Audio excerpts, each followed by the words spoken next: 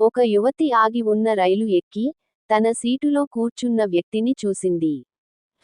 ఆమె మర్యాదగా తన టికెట్ను తనిఖీ చేసి, సర్, మీరు నా సీటులో ఉన్నారని నేను అనుకుంటున్నాను, అని చెప్పింది. ఆ వ్యక్తి తన టికెట్ను తీసి, చూడండి. ఇది నా సీటు. మీరు అంధురాలా?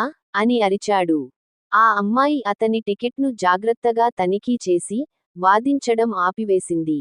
ఆమె నిశ్శబ్దంగా అతని పక్కన నిలబడింది.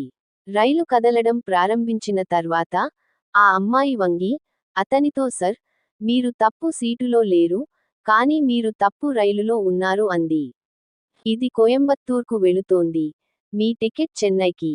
రైలు కదిలింది కాబట్టి, ఆ వ్యక్తి ఏం చేయలేక, తప్పుడు రైలు ఎక్కానని గమనించి, సీట్ నుంచి లేచి రాబోయే స్టేషన్లో దిగడానికి, నిశ్శబ్దంగా కదిలాడు.